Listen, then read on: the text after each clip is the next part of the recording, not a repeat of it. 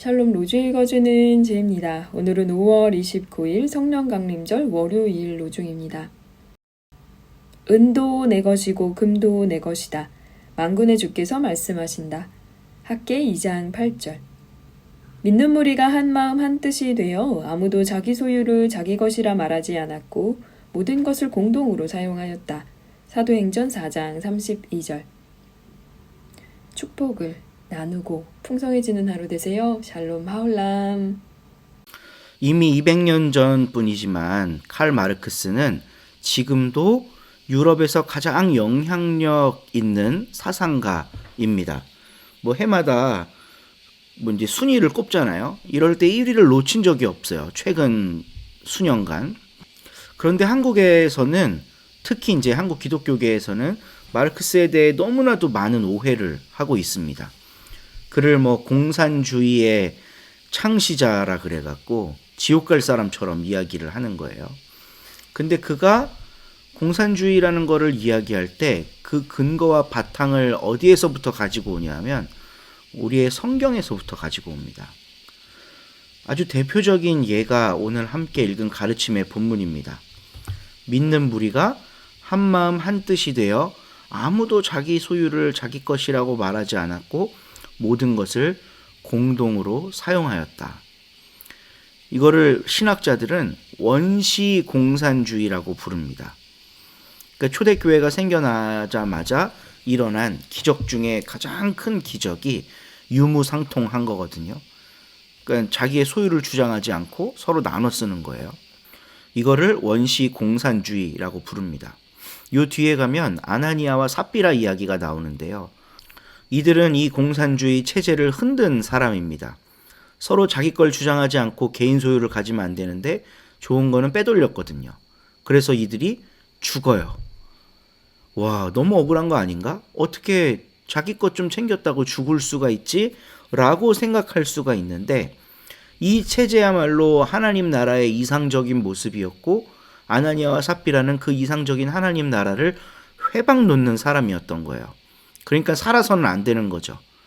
이 아름답고 이상적인 공동체가 초대교회였다면 오늘날 우리들이 바라고 기대하고 꿈꾸는 공동체도 그러해야 할 텐데 이 얘기만 나오면 공산주의라고 파르르르 떨면서 안 된다고 주장하고 있는 이런 역설적인 현실입니다.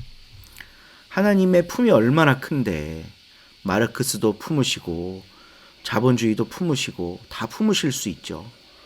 근데 어떻게 어떤 체제는 하나님이 미워하고 어떤 체제는 하나님이 사랑한다라고 그렇게 적극적으로 이야기할 수 있을까? 우리들의 좁은 속을 하나님에게 투영해서 하나님도 속 좁은 하나님으로 만들고 있는 오늘날의 우리들의 모습이 아닌가 싶습니다. 원시 공산주의가 바로 성경에서부터 나온다. 어쩌면 우리가 마르크스를 너무 모르기 때문에 그냥 악한 공산주의 창시자로 못 박아버린 거 아닌가 싶습니다. 오늘 우리 서로님들과 함께 사도행전 4장을 묵상하면서요.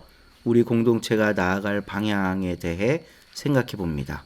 여러분들도 함께 고민해 보시고 기도해 주시면 좋겠습니다. 좋은 한 주 되세요. 3장. 티베리우스 카이사르가 통치한 지 15년째 해였다. 본디오 빌라도가 총독으로 유데아를 통치했고 갈릴레아의 통치자 분봉왕은 헤롯이었다. 그의 형제 필립이 이두레아와 드라고닛 지역의 통치자 분봉왕이었고 루사니아가 아빌레네의 통치자였다. 대제사장은 한나스와 가야바였다. 이때 광야에서 하나님의 말씀이 스가랴의 아들 요한에게 내려왔다. 요한은 요르단강 둘레의 모든 지역으로 찾아갔다. 그리고 선포하기를 회개하고 세례를 받아 죄를 용서받으라고 했다. 이 일은 예언자 이사야의 말씀을 적어둔 책에 적혀 있는 대로였다. 광야에서 외치는 이의 소리이다. 너희는 닦으라 주님의 길을, 곧게 만들어라 주님 걸으실 좁은 길들을. 모든 골짜기는 메워지고 모든 산과 언덕은 낮아질 것이다. 구부러진 곳은 곧게 되고 울퉁불퉁한 곳은 평평한 길이 될 것이다. 모든 생명체가 하나님의 구원을 볼 것이다. 그래서 요한은 자기에게 세례를 받으러 나오는 무리들에게 말했다. 독사의 자식들아, 누가 당신들에게 경고하여 알려주었소? 머지않아 닥칠 심판을 피해 달아나라고. 회개에 마땅한 열매들을 맺으시오. 아브라함이 우리 조상이라고 속으로라도 말을 꺼내지 마시오. 당신들에게 말합니다. 하나님은 이 돌들로도 아브라함의 자손이 일어나게 하실 수 있소. 사실 이미 도끼가 나무들 뿌리에 놓여 있소.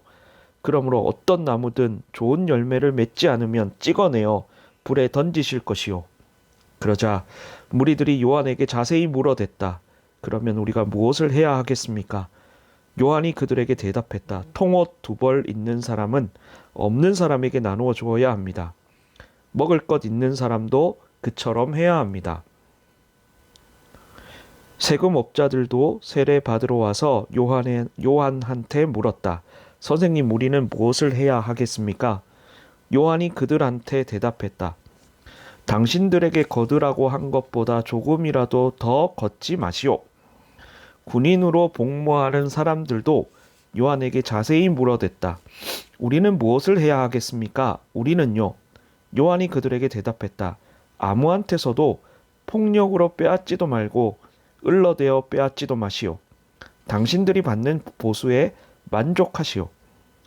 백성은 기대에 차 있었고 모두가 요한을 두고 마음속으로 곰곰이 생각했다. 이 사람이 그리스도님 아닐까? 요한이 모두에게 답변했다. 나는 물로 여러분에게 세례를 줍니다. 하지만 나보다 더 힘있는 분이 오십니다. 나는 그분의 샌들끈도 풀어드릴 만하지도 못합니다.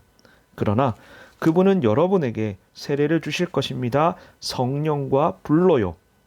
그분의 손에는 까부르는 갈퀴발이 있습니다. 자신의 타작마당을 말끔하게 하고 알맹이는 광에 모아 들이시려는 것이지요.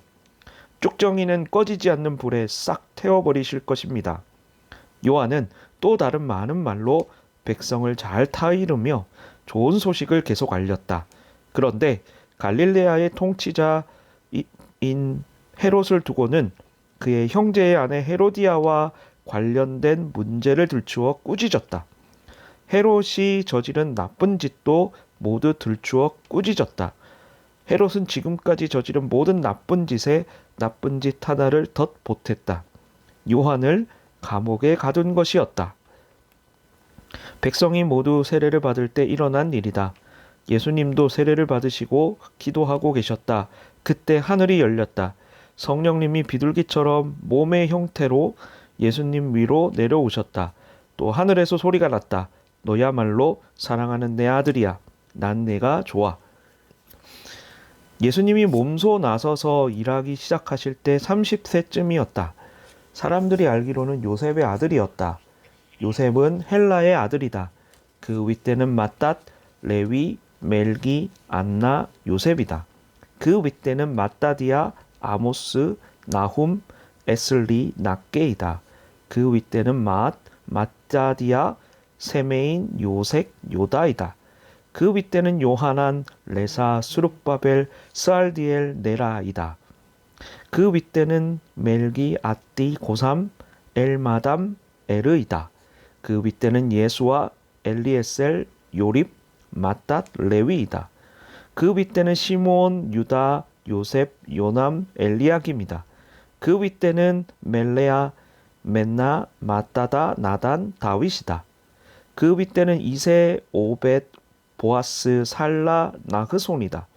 그 윗대는 암미나답, 아드민, 아르니, 헤스론, 베레스, 유다이다. 그 윗대는 야곱, 이삭, 아브라함, 데라흐, 나흘이다. 그 윗대는 스룩, 루, 벨렉, 에벨, 셀라흐이다. 그 윗대는 게난, 아르박삿, 셈, 노아, 라멕이다. 그 윗대는 무드셀라흐, 에녹, 야렛, 마할랄렐, 게난이다. 그 윗대는 에노스, 셋, 아담이다. 아담은 하나님에게서 나왔다. 아멘.